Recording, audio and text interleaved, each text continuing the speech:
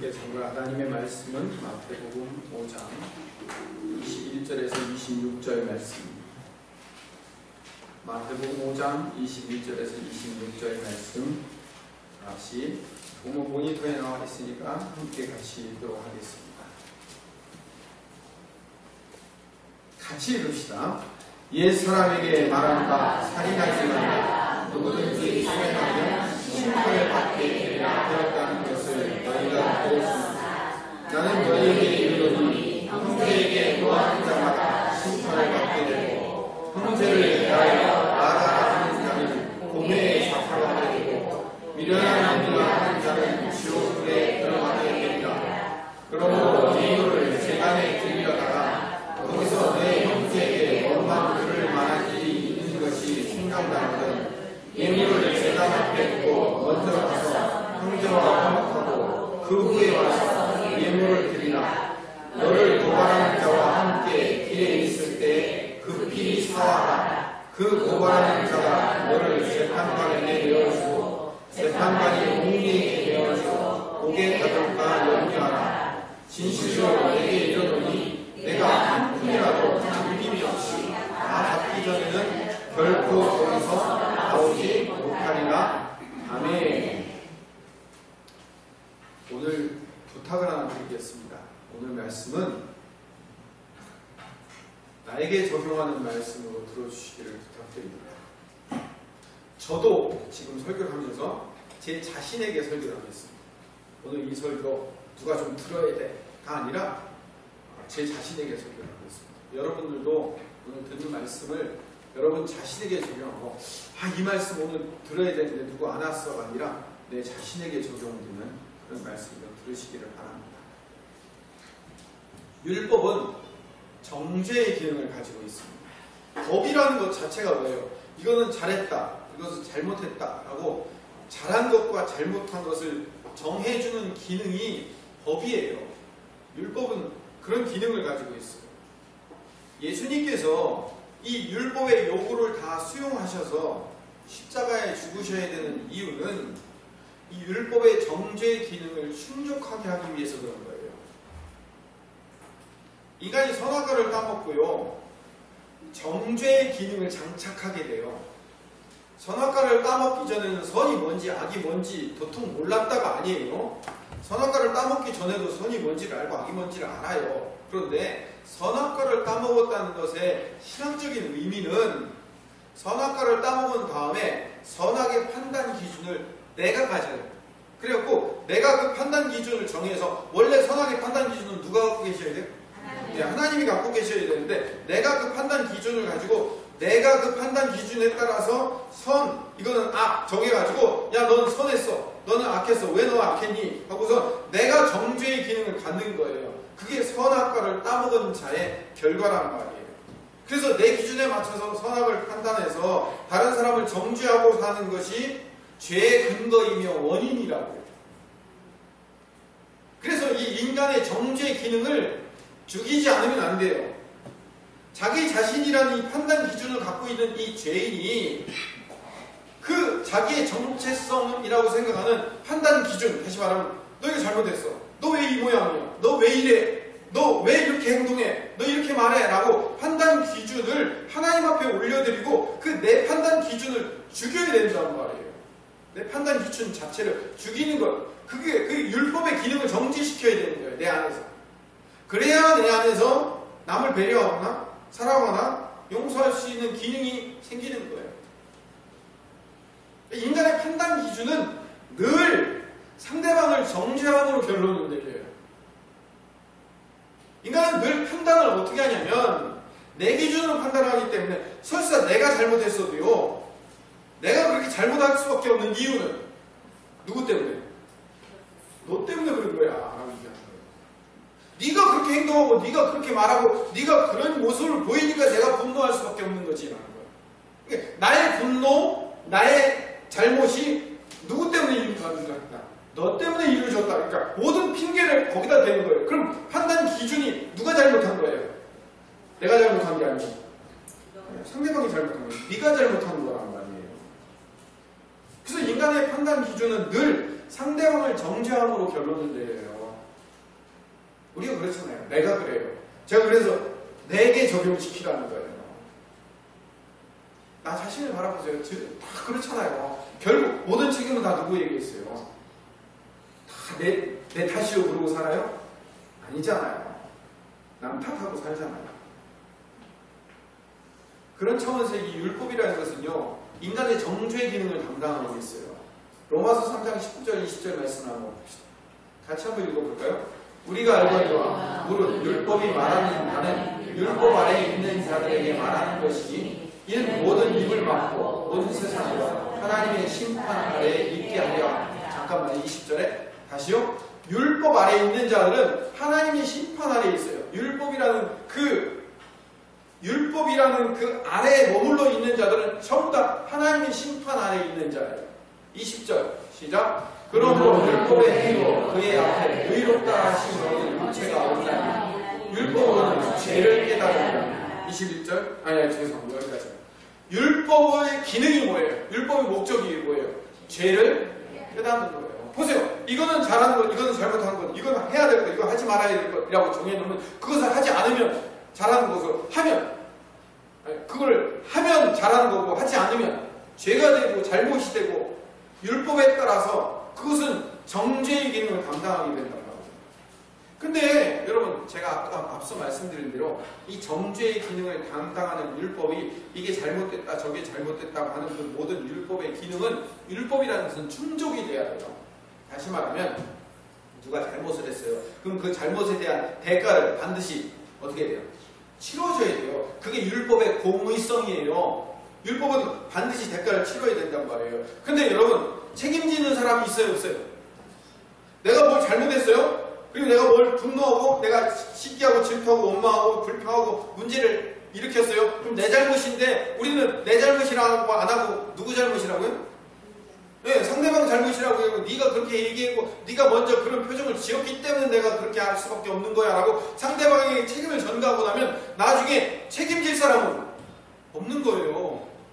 무슨 일이 벌어졌는데 그 일을 벌어져가지고 서로 상대방 책임을 돌리면서 네 책임이니 내 책임이니 말은 다 하는데 그걸 결국 책임질 사람은 아무도 없는 거예요. 책임질 사람은 다 나는 옳고 너는 틀렸다는 거예요.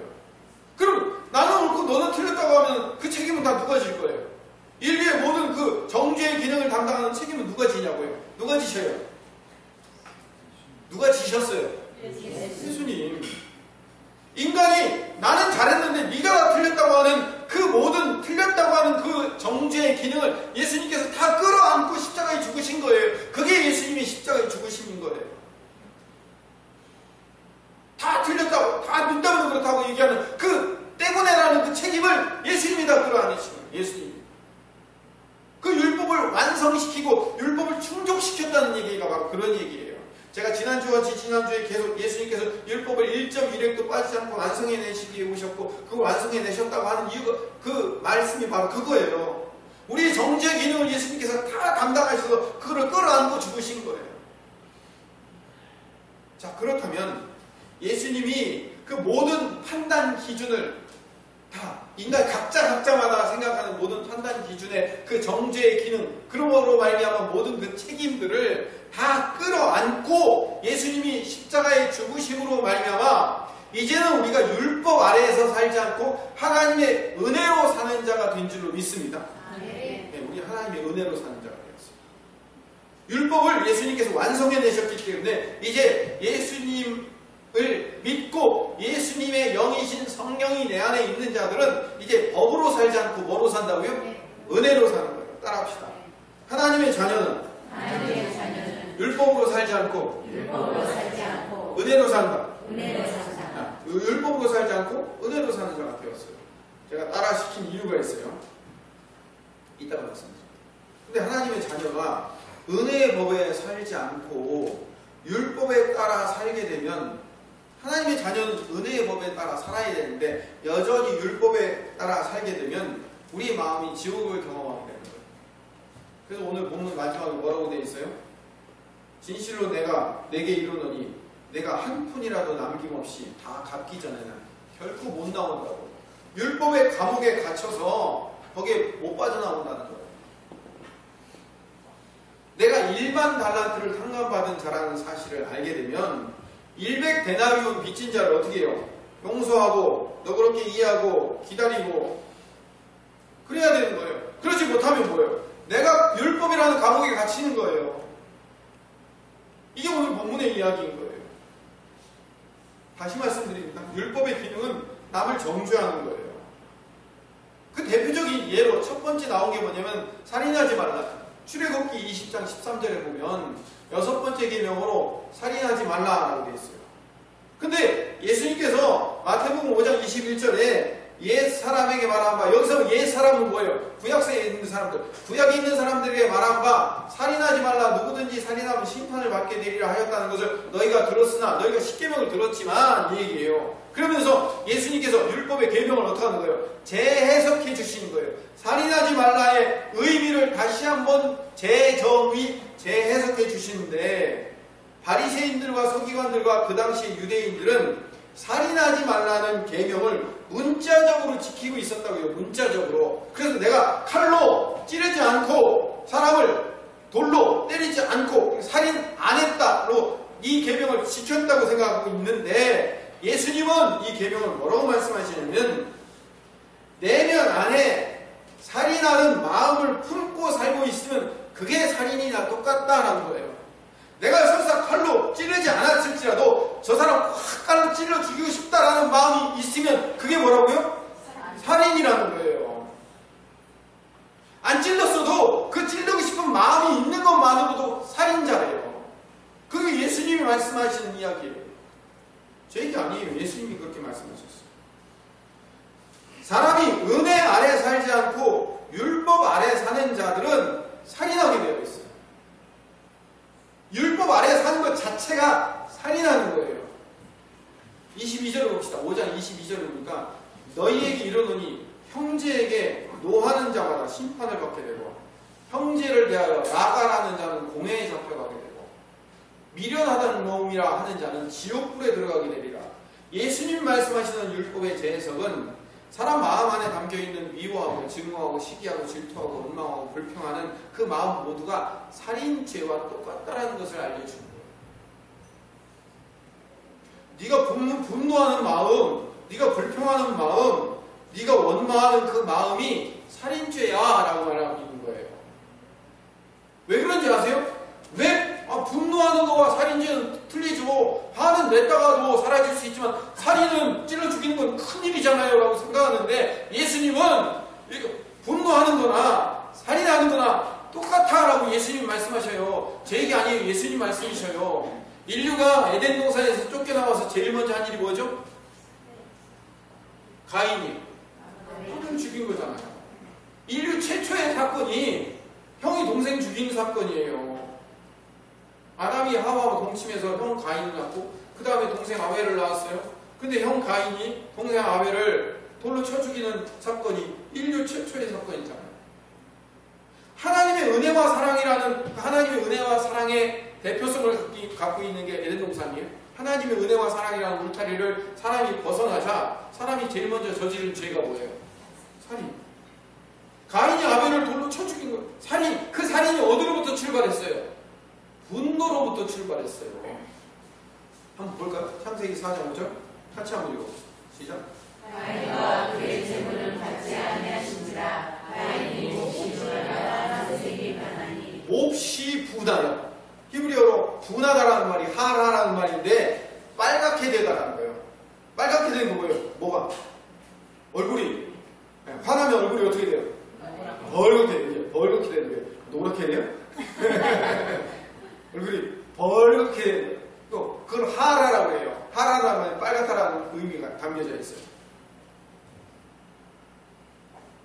아벨을 향한 가인의 마음은요, 분노하는 마음이 일어나는 거예요. 그러니까 사실 이 분노하는 마음이 얼굴이 벌겋게 달아오르자 사실은 그게 뭐가 시작이라고요? 살인의 시작이 되는 거예요. 6절 봅시다. 시작. 여호와께서 가인에게 이르시되 내가 분하여 하면 어찌 되느냐, 안색이 변하면 어찌 되느냐, 너의 안색이 빨갛게 되는 건 어찌 된 일이냐. 그리고 내가 분하여 하면, 하라라는 말이 또 한 번 나왔어요. 2번 반복한 이유는 강조하기 위해서. 예수님께서 살인하지 말라는 십계명의 의미를 재해석해 주시면서 다시 5장 22절 말씀으로 돌아가면 형제에게 노하는 자마다 심판을 받게 된다고. 형제에게 노하. 이거 노하다라는 말이 뭐예요? 분노하다. 헬라어로 얘기하면, 아니 히브리어로 얘기하면 하라. 얼굴 빨갛게 되는 거예요. 형제에게 화를 내면 그게 심판받게 되는 일이에요. 심판받는다는 얘기가 무슨 얘기인지 아십니까? 민수기 35장 20절을 봅시다. 같이 읽어봅시다. 만일 미워하는 까닭에 밀쳐 죽이거나 기회를 엿보아 무엇을 던져 20절을 보세요. 다시. 왜 밀쳐 죽이죠? 미워하는 까닭. 왜 미워하는 거예요? 그 사람 안에 분노, 미움이 있는 거예요. 기회를 엿보아 무엇을 던져서 죽이려는 거예요. 기회를 엿보아서 던져 죽이려는 것은 마음 가운데 뭐가 있냐면 저 사람을 반드시 죽어야 된다는 분노가, 미움이 또는 시기나 질투나 원망이 있기 때문에 그런 거잖아요. 그러니까 그 마음을 품고 있으니까 돌을 던지거나 아니면 밀치거나. 21절 시작. 악의를 가지고 손으로 쳐 죽이면 그 친자는 반드시 죽일 것이니 1인 살인하였으며 피를 보복하는 자는 살인자를 막으면 죽일 것입니다.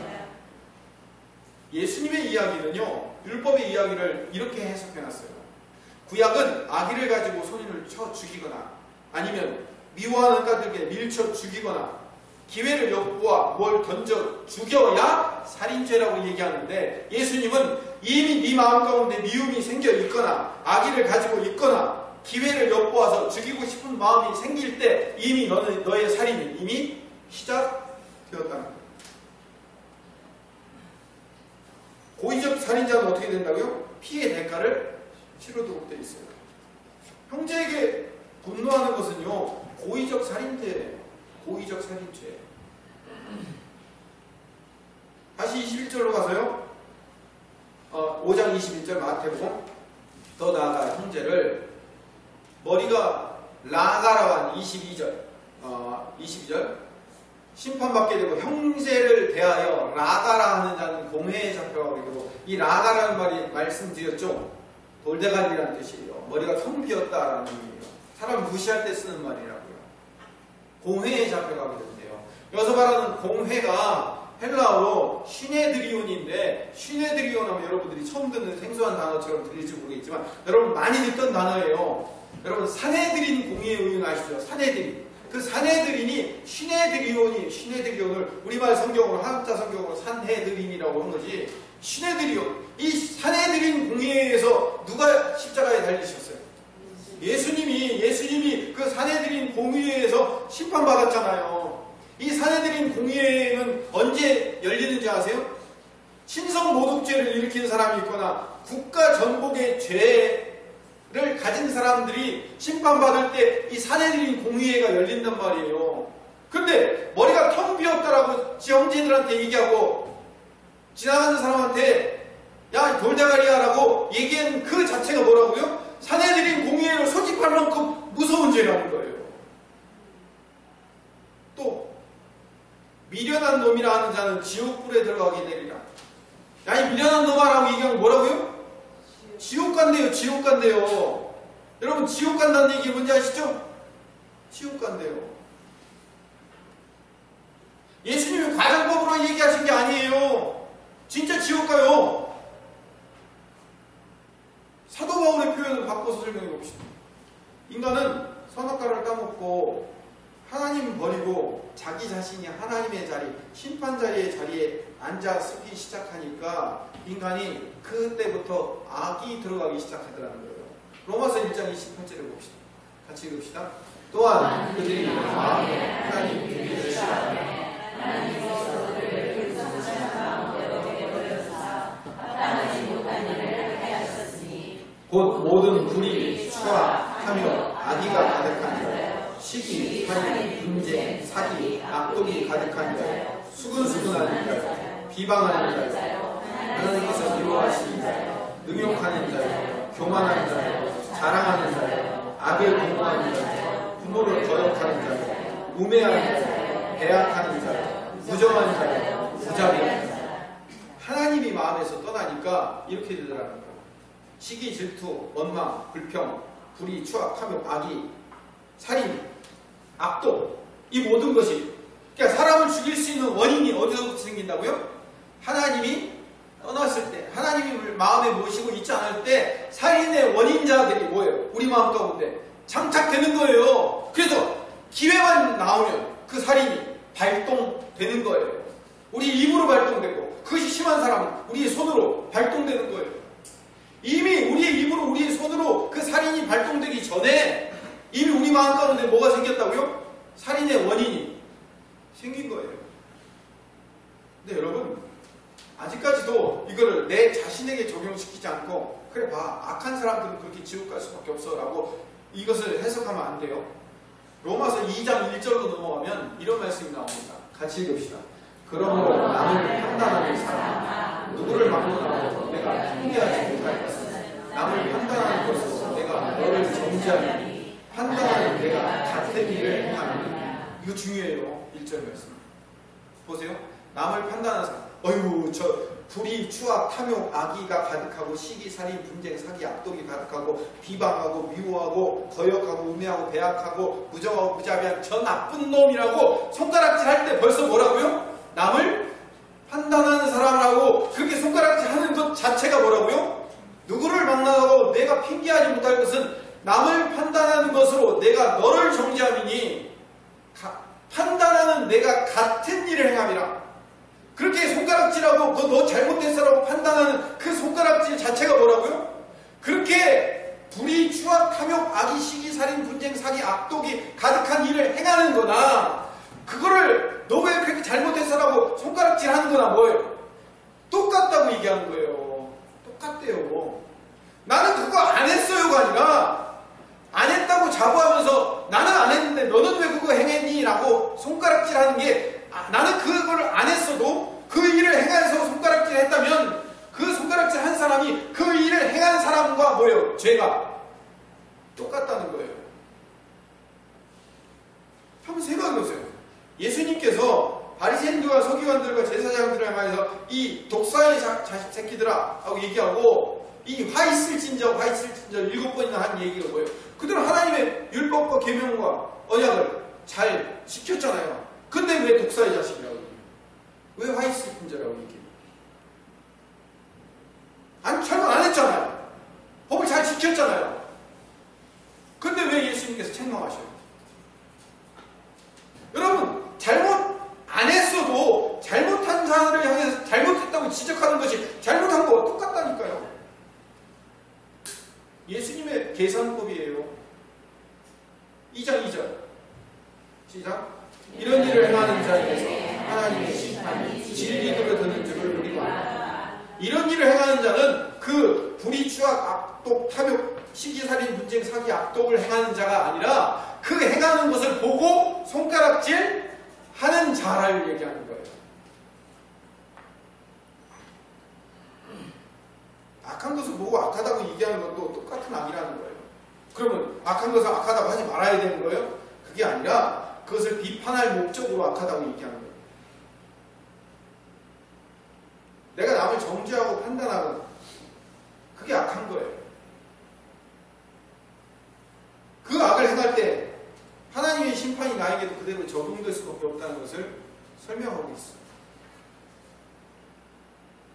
하나님을 마음에 두기 싫어하는 자도 심판의 대상이지만 그런 자들을 비난하고 정죄하는 자도 똑같은 심판을 당한다고 로마서가 분명히 말씀하고 있다고요.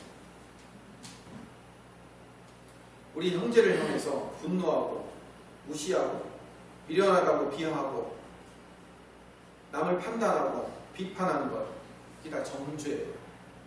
살인죄라고요. 율법 아래에 있는 자들은 늘 살인할 수밖에 없어요. 왜? 내 안에 뭐가 있기 때문에. 법이 있으니까 그 법이 어떻게 되는 거예요? 작동이 되잖아요. 법이 작동되면 어떻게 돼요? 늘 뭐 할 수밖에 없어요. 법이 안에 있으니까 법이 나올 수밖에 없잖아요. 그러니까 판단하는 거예요. 늘 심판하는 거예요. 늘 판단하고 심판하면 늘 살인하는 거예요. 늘 살인하는 사람을 뭐라고 얘기하죠? 연쇄살인범이라고 얘기해요. 흉악한 연쇄살인범입니다. 다른 사람한테 적용하지 마세요. 그게 나예요. 그게 나라고요. 옛사람에게 말하봐 살인하지 말라고 한 율법 안에서는 인간은 정죄와 심판의 살인 행위를 할 수밖에 없는 거예요. 법은 지킨 자와 안 지킨 자로 구분이 돼요. 그 행위에 따라서 심판을 받게 된다니까요. 근데 예수님이 뭐라고 말씀하시면 나는 너희에게 이르노니 라고 말씀하시면서 내가 그 율법의 정죄 기능을 다 충족시켰으니 내가 십자가를 짐으로 그 모든 율법의 정죄 기능을 모든 율법의 정죄를 다 내가 끌어안고 죽었으니 너는 이제 은혜의 법 아래 살아라 라고 말씀하시는 거예요. 우리 안에 뭐가 들어오기 때문에? 은혜가 들어왔기 때문에. 그래서 하나님의 은혜 안에 들어와 은혜의 법 아래 사는 자들은요 남을 판단하고 정죄하고 심판하는 자가 아니라 형제를 용서하고 용납하고 이해하고 사랑하는 자로 바뀌는 것, 이게 율법의 새로운 기능이며 율법의 재해석인 줄로 믿습니다. 은혜의 법이 내 안에 들어오면 살인이 사라져요. 은혜의 법이 안에 들어왔기 때문에 살인이 사라진다고. 예수님이 내 안에 들어오시면 그 예수님의 영이신 성령께서 내 안에 자리 잡고 계시면 내가 율법에 의해 죽을 수밖에 없는 살인자이며 연쇄살인범이며 죄인이라는 사실을 깨닫게 돼요. 나도 죄인인데 상대방의 죄를 어떻게 해야 되겠어요? 나도 죄인인데 뭐 남의 죄를 뭘 남의 죄 얘기를 해요. 지금 내 죄도 중요한 내 죄부터 해결 못했는데. 그래서 남의 죄를 바라볼 때 그 죄를 향해서 아픈 마음을 갖게 되는 거예요. 예수님께서 내 안에 들어오시면 내가 먼저 악당이고 내가 살인자이며 내가 잘못한 자라는 것, 그런데도 불구하고 내가 용서받은 자라는 것을 깨닫게 되는 거예요. 용서받은 사람이, 그래서 용서받은 사람만 용서가 가능한 거예요. 1만 달란트를 탕감받았다는 사실을 인정하고 깨닫는 사람이 100데나리온 빚진 자를 용서해주고 그것을 참을 기다려줄 수 있는 것, 기다려줄 수 있단 말이에요. 지금부터 모든 죄를 다 그러면 정죄 안 하고 다 모든 게 좋은 게 좋다고 모든 죄를 아무렇지도 않게 생각하라는 의미가 아니라 그를 용납해주고 기다려줄 수 있다는 거예요. 그 사람이 다시 거룩한 삶으로 정결한 삶으로 돌아올 때까지 기다려줄 수 있는 마음이 생기는 거예요. 왜? 예수님이 나를 그렇게 기다려줬기 때문에.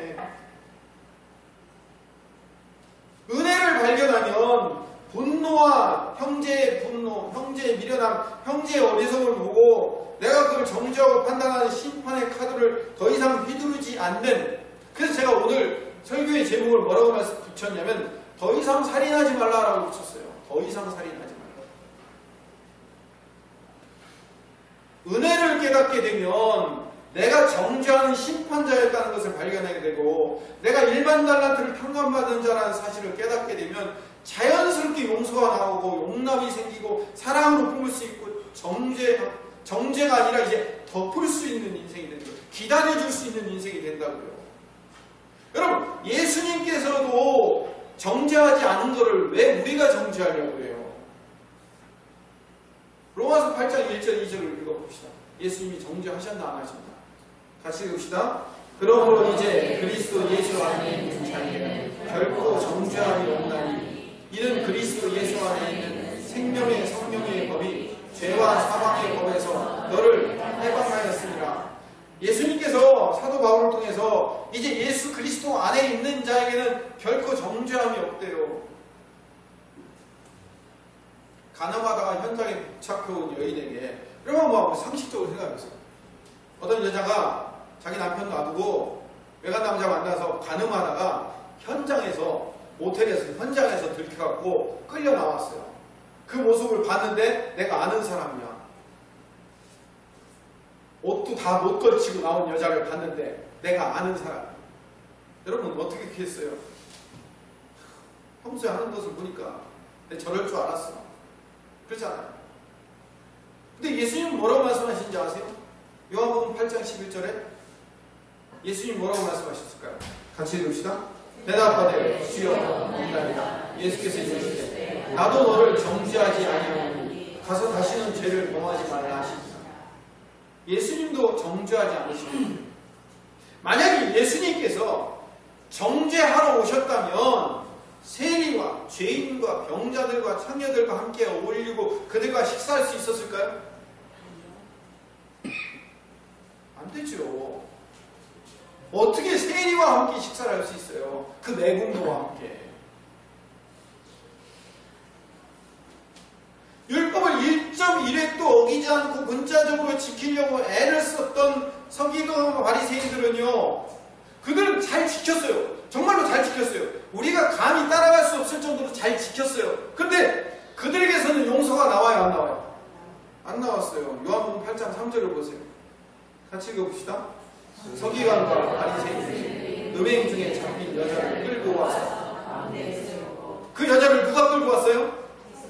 서기관과 바리새인들이 끌고 왔어요. 뭐 하려고? 정죄하려고. 가나마나 현장에 붙잡힌 여인은 어떻게 하게 돼 있어요? 모세 율법에 따르면 돌로 쳐서 죽이게 돼 있어요. 정죄하려고 끌고 왔어요. 정죄하려고. 4절 예수께서 말하되 선생이여, 이 여자가 가늠하다가 현장에 잡혔나이다. 5절 모세는 율법에 이러한 여자를 돌로 치라 명하셨거니와 선생은 어떻게 말하겠나이까. 이들의 목적, 이들의 율법 지킴의 목적이 어디에 있어요? 율법을 지킨 게 나쁜 게 아니에요. 율법 지켜야죠. 근데 율법 지킨 게 나쁜 게 아니에요. 율법의 목적을 어디에 두고 있냐고요? 정죄에 두고 있잖아요. 판단에 두고 있잖아요. 판단 기준은 하나님께 있어야 되는데 그 판단 기준을 내가 끌고 와서 법에 이렇게 쓰여 있으니 너 왜 법대로 안 해? 라고 나오는 거잖아요. 예수님의 생명이 없기 때문에 율법을 정죄의 도구로 사용하고 있어요. 그게 틀렸다는 거예요. 반대로 스데반에게서는 왜 용서가 나오니까? 자기를 돌로 치는 자들을 향해서 사도행전 7장 60절에 같이 읽읍시다. 무릎을 꿇고 크게 불러 이르되 주여 이 죄를 그들에게 돌리지 마옵소서. 이 말을 하고 자기 스데반에게는 왜 용서가 나와요? 예수 그리스도의 생명이 있기 때문에, 예수님께 용서받았기 때문에, 생명의 성경의 법이 여기 있기 때문에 나를 돌로 쳐 죽이는 자도 불구하고 내가 그 안에서 용서가 나오는 거예요. 그러면 상식적으로 생각해보세요. 나를 지금 돌로 쳐 죽인단 말이에요. 말 한마디만 실수해도 지금 그 말 한마디 실수해도 네가 지금 나한테 무슨 권리로 나한테 그런 얘기를 할 수 있어 하고 지금 싸우고 난리가 날 판에 돌로 쳐서 죽이는 대로 용서가 나와요. 왜? 이 안에 뭐가 있기 때문에. 예, 예수님의 생명이 없기 때문에. 성령님이 자리 잡고 있기 때문에 가능하단 말이에요. 용서는 인간의 의지로 안 돼요. 용서는 인간의 의지로 안 된다니까요. 성령이 성도의 삶에 뚫고 들어와야 돼요. 성령께서 성도의 삶이 꽉 갇혀져 있는 이 감옥같이 꽉 매여 있는 이 성도의 삶을 미사일을 쏘는 것처럼 쾅 하고 뚫고 들어와서 우리 마음을 팍 깨놓으시고 그 안에 들어와서 자리 잡아야 용서가 나오기 시작하는 거예요. 내가 내 삶에서 어떤 열매가 나오는가에 따라서 내가 예수님의 생명이 흘러나오는지, 은혜가 흘러나오는지, 아니면 율법의 정죄가 흘러나와서 비판과 판단의 열매가 나오는지 내가 내 자신을 보면 알 수 있어요.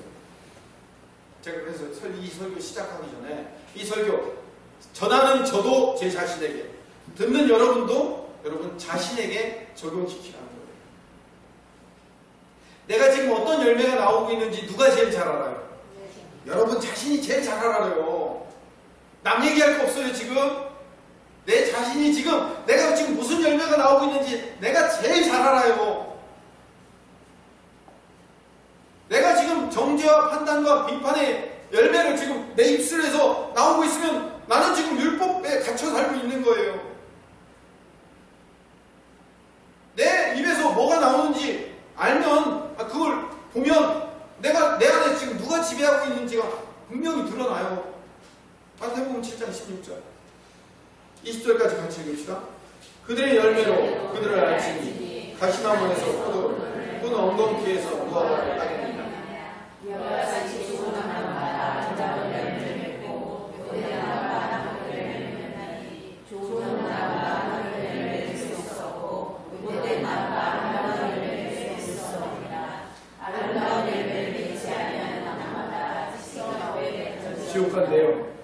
그러므로 그들의 열매로 찍혀 불에 던져진대요. 지옥 간다는 얘기예요. 마태복음 12장 35절 37절까지 같이 읽읍시다. 시작. 사람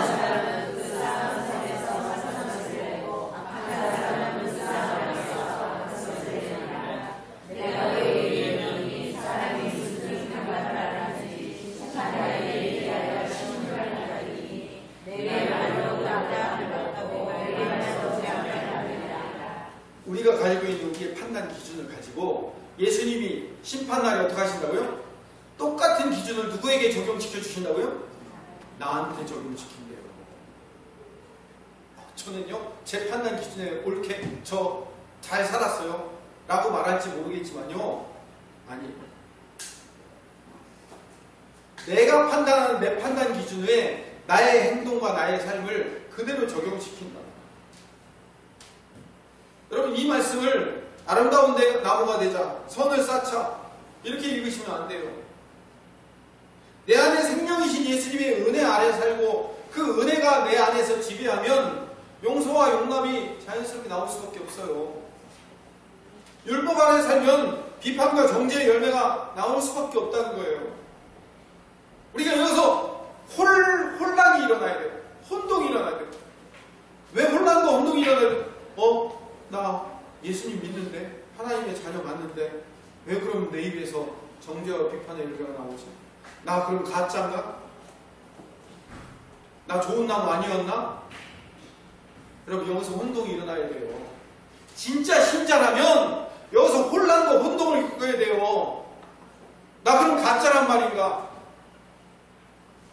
예수 믿는데 비판이 나오고, 예수 믿는데 정죄가 나오고, 예수 믿는데 용납이 안 나오면 나 그럼 가짜란 말인가? 나는 혼란과 혼동 속에서 하나님, 나 가짜인 모양입니다. 하나님, 나 예수 믿는 건 맞는데 왜 내 입에서 가짜가 나옵니까?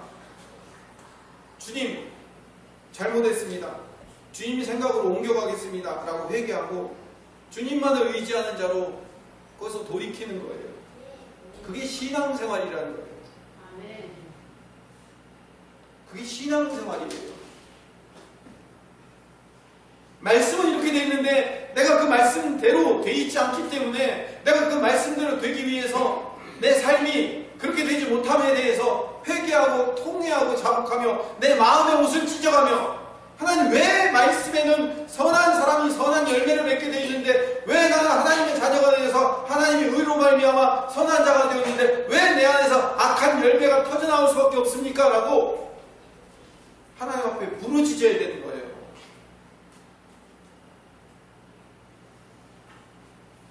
그래서 마태복음 5장 23절에서 26절까지의 말씀을 다시 보면 예수님께서 말씀하신 이야기가 얼마나 은혜의 삶이 중요한지를 말씀하고 있어요. 마태복음 5장 23절 말씀을 읽어보면, 다시 한번 읽어봅시다. 시작. 그러므로 예물을 제단에 거기서 내 형제에게 영광 드릴 만한 일이 생각나거든. 24절. 예물을 제단에 두고 먼저 형제와 그 후에 와서 예물을, 우리 생각에는요, 하나님 앞에 우선순위가 있다고 생각해요. 하나님의 사랑이 첫째, 그 다음에 이웃사랑이 둘째라고 생각해요. 그래서 이 첫째가 먼저 중요하고 이 첫째를 잘 지키면 둘째는 조금 부족해도 첫째가 완전하고 첫째가 잘하고 있으니까 뭐 둘째는 조금 부족해도 상관없겠지라고 생각하는데, 그걸 뭐라고 얘기하면 그걸 율법적 사고라고 얘기해요. 예수님께서는 하나님 사랑과 이웃 사랑을 같은 위치에 올려놓으셔요. 구약의 서기관과 바리새인들은, 구약의 유대인들은 하나님 사랑이 있으면 이웃 사랑은 조금 떨어져도 괜찮아, 이게 이거를 상쇄해 줄 거야 라고 생각하는 것을 율법적 사고라고 얘기해요. 그래서 고르반이라는 게 나와요. 마가복음 7장 11절에 보니까 너희는 이르되 사람이 아버지에게나 어머니에게나 말하기를 내가 드려 유익하게 할 것이 고르반, 곧 하나님께 드림이 되었다고 하기만 하면 그만이라 하고, 부모를 공경하고 내가 해야 될 일을 해야 되는데 그거 안 하고 내가 이거 돈이 없어갖고 하나님께 드릴 것, 하나님께 먼저 해야 될 것이 있으니까 이거 먼저 해야 되기 때문에 이건 뒤로 미뤄도 됩니다. 이거 뒤로 좀 미루겠습니다라고 얘기하는 것이 그들의 사고방식이었어요. 왜? 하나님이 먼저 중요하고 소중하니까. 이게 고르반의 사고방식이에요. 근데 예수님이 이 고르반이 틀렸다는 거예요. 하나님 앞에서는 이게 잘못됐다는 거예요.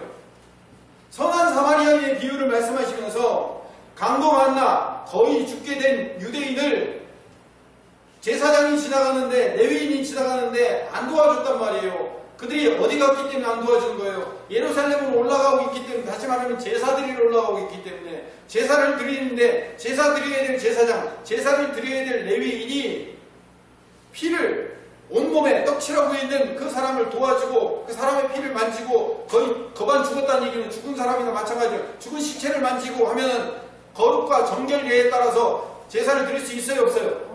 없어요. 그러니까 내가 지금 제사 드리는 게 더 중요하니까, 하나님 앞에 예배하는 게 더 중요하니까 너는 내가 두 번째니까 좀 놓고 갈게 라고 얘기한 거, 그거를 뭐 예수님이 틀렸다고 얘기하는 거예요? 아니라는 거예요. 하나님 앞에 예배하는 것은 가서 제물을 드리며 예배하는 것도 예배지만 뭐 하는 거예요? 그 죽어가는 영혼들을, 죽어가는 사람을 살려서 끌고 가는 것, 그것도 예배라는 거예요. 그러니까 예수님께서 뭐라고 얘기해요? 형제와 화목하지 못하여 원망들을 하나님이 생각나면 제단 앞에 제물 놔두고 예배드려가 쭉, 그렇다고 예배드리면 올려 일어나지 마시고 예배드리다가 중단하고 가서 화해하고 와서 예배드리라는 거예요. 중요성을 똑같이 놓고 보는 거예요. 중요성을 똑같이 놓고 보는 거예요. 왜 중요성이 똑같은지 아세요? 하나님 앞에 용서받은 은혜를 경험한 사람은요, 당연히 용납과 용서가 나올 수밖에 없기 때문에 그런 거예요. 용서받은 자는 용서하게 돼 있어요. 구원받은 자는 당연히 그 용서의 열매가 튀어나올 수밖에 없어요. 여러분, 상수도에서 물이 흘러나오면 하수도로 물이 내려가는 건 당연한 거잖아요. 막히면 터질 수밖에 없는 거예요. 반대로 법 아래 살고 있는 자는 법이 튀어나와요. 너 이거 이렇게 해서 잘못한 거잖아. 이거 이렇게 하면 안 되는 거잖아. 정죄, 판단, 비판, 비난이 나올 수밖에 없어요. 성경 몇 장만 읽고 마치도록 합시다. 요한일서 4장 19절에서 21절 말씀 한번 읽어봅시다. 요한일서 4장 같이 읽읍시다. 우리가 사랑하면 그가 먼저 우리를 사랑하셨습니다. 누구든지 하나님을 사랑하라 그 형제를 미워하면 이는 거짓말하니까. 보는 바 그 형제를 사랑하지 아니하니까 보지 못하는 바 하나님을 사랑할 수 없느니라. 21절 우리가 이 계명을 주께 받았으니 하나님을 사랑하는 자는 또한 그 형제를 사랑하십니다. 하나님 사랑과 이웃 사랑을 같은 선 위에다 올려놨다고요.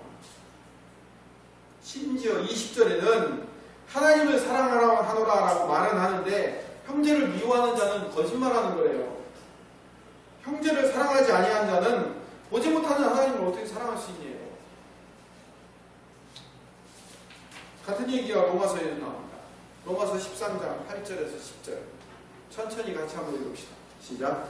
피차 사람의 입에는 아무에게든지 아무것도 지치지 말라. 남을 사랑하는 자는 율법을 다 이루어보니라. 가늠하지 말라. 살인하지 말라. 도둑질하지 말라. 탐내지 말라 하는 것과 그 외에 다른 계명이 있을지라도 내 이웃을 내 자신과 같이 사랑하라 하신 그 말씀 가운데 다 그러느니라. 사랑은 이웃에게 악을 행하지 아니하나니 그러므로 사랑은 율법의 완성이니라. 사랑하는 것은 율법의 완성이래요. 남을 사랑하는 자는 율법을 다 이루었대요. 8절에 갈라디아서 5장 13절 14절에도 같은 얘기라고 있어요. 같이 읽읍시다.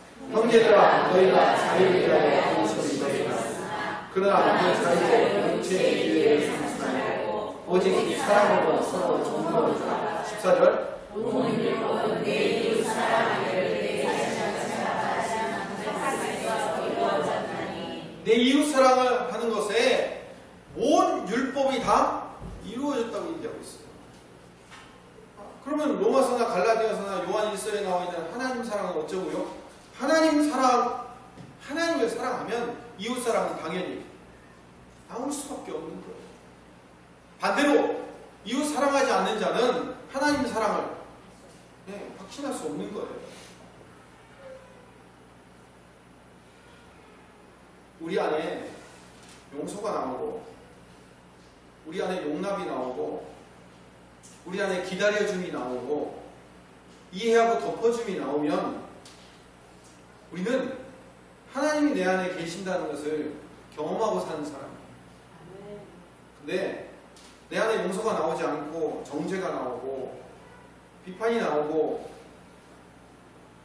그러면 오늘 본문의 마지막 26절의 말씀처럼 내가 한 푼이라도 남김이 없이 다 갚기 전에는 결코 거기서 나오지 못할 것이라는 그 말씀이 적용되고 있다는 것을 알아야 돼요. 우리가 우리 스스로 율법이라는 감옥에 스스로 나를 가두고 있어요. 인간은 완벽할 수 없어요. 아무도 완벽할 수 있는 사람은 없어요. 누구나 실수하고 누구나 실패하고 누구나 잘못할 수 있고요. 그러면 그 실패와 실수와 잘못을 어떻게 해야 되겠어요? 기다려줘야 돼요. 용납해줘야 돼요. 용서해야 돼요. 이해해야 돼요. 그 사람이 지금의 내 자리에까지 성장하며 성숙할 때까지 기다려줘야 돼요. 그렇지 않으면 결코 그 자리에 설 수 없어요. 우리가 소위 말하는 훌륭하신 분들도요, 완벽하지 못해요. 그분들도 말에 실수가 있고 실패가 있고 용납해줘야 될 일들이 생겨요. 그럼 그들을 어떻게 해야 돼요? 저 사람은 저렇게 했으니까 저 사람은 틀렸어. 그리고 그 사람 자체를 부정해야 돼요? 그럴 수 없어요.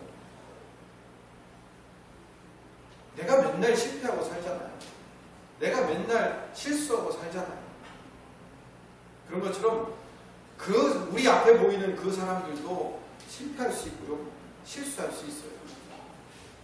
용납해주면서 사는 거예요. 용서하면서 사는 거예요. 그게 그리스도의 사랑이에요. 그런 사람이 주님이 내 마음 안에 주장하여 왕이며 주인된 삶을 살아가는 자라는 사실을 여러분들이 기억해야 돼요.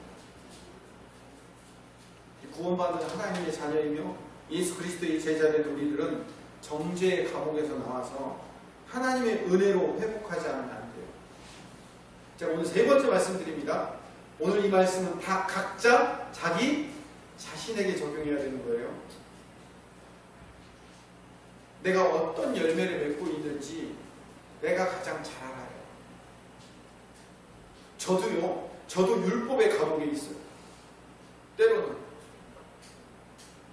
저도 제 자신을 내려놔야 돼요.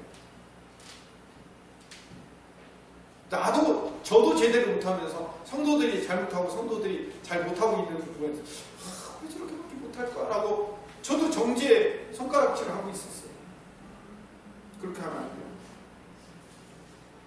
더 이상 살인하지 맙시다. 이제 흉악한 연쇄살인범들의 이름을 내려놓읍시다. 살인의 칼을 내려놓고 보듬어주고 안아주고 사랑하고 용납하고 용서하고 품고 갑시다. 그거 이외에는 방법이 없어요. 그게 예배예요. 우리가 삶으로 드리는 예배다. 그게 하나님께 영광 돌리는 예배라는 사실을 깨닫는. 그래서 우리의 삶을 그 방향으로 돌리고자 회개하며 수고하며 애쓰는 하나님의 백성 되시기를 간절히 소망합니다.